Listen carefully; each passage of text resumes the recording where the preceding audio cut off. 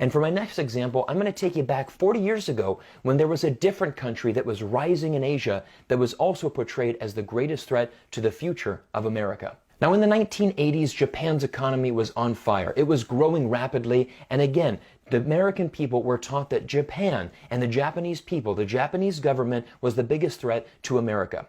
This was a book that was published at that time, The Coming War with Japan, written by George Friedman. Take a look at this book, also published in the 1980s, Agents of Influence, How Japan's Lobbyists in the United States Manipulate America's Political and Economic System. Now, these books were written for one clear purpose, to install fear in the hearts and the minds of Americans. And it seemed to work. This is a picture outside Washington, D.C. when U.S. politicians decided to destroy Japanese-made electronics. Even Japanese-made cars were considered the enemy. But here's the interesting thing.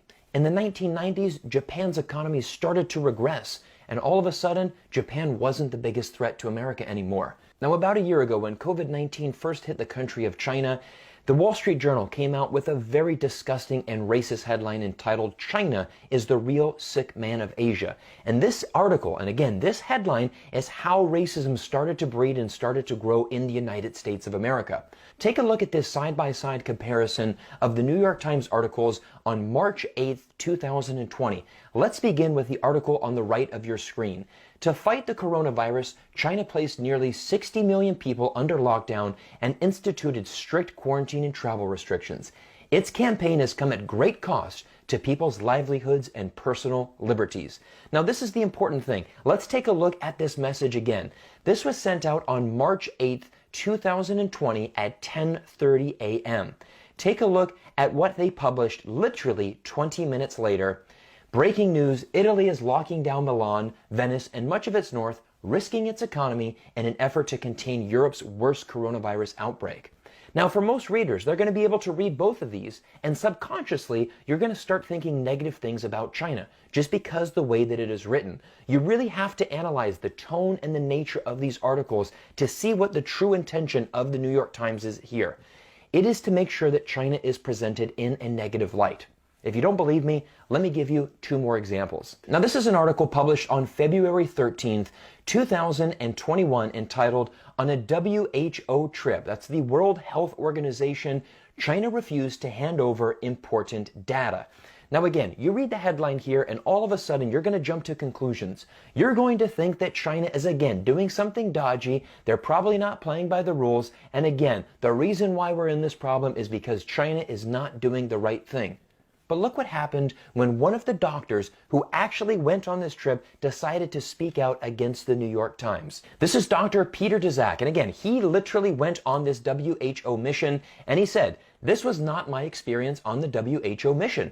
As lead of Animal and Environment Working Group, I found trust and openness with my China counterparts.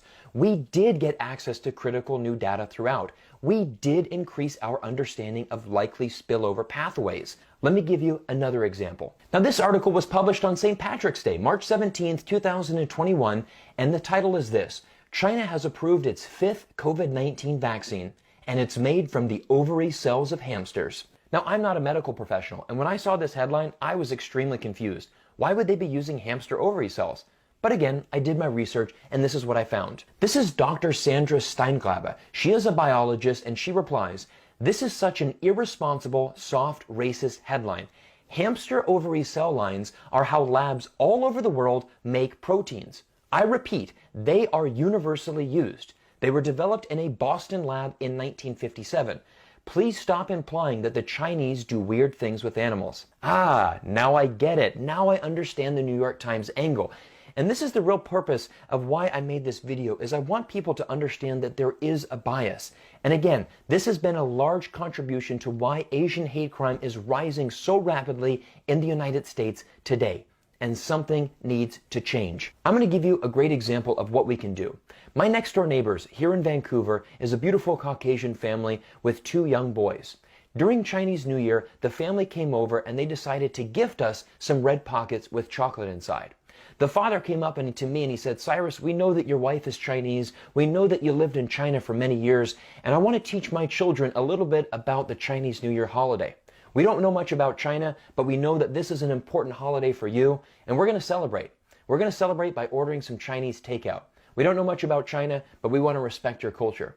And that really meant a lot to my wife and myself, that people would go out of their way to understand a little bit more about people's culture. One of our closest friends here is actually an Indian family. And you know what? My wife, when it was the Diwali festival, she went up to her and said, "I want to wish you a happy Diwali." Now the interesting thing was the mother turned around and was so surprised. She said, "Do you know that you are the only non-Indian person that actually wished me a happy Diwali? I'm so amazed that you would understand my holiday, and I'm so happy that you said that. That really is amazing." You know, when you don't understand something, you inevitably will fear it. And that's what I've said from the beginning. Many people fear China, but the basis for that fear is a lack of understanding. There are so many amazing Asian Americans in our community today, and they have all come from all over the world, and many of them third, fourth, fifth generation Americans themselves. Our Asian community is a huge part of why America is a strong and amazing country today. And this is something that we need to do on the grassroots level. We need to change, and we need more people to understand culture. Because in America, we still have a difficult time accepting people that look different from us, accepting people of different religions, different backgrounds, different skin colors. And that is something that needs to change. Everyone, thank you so much for your time.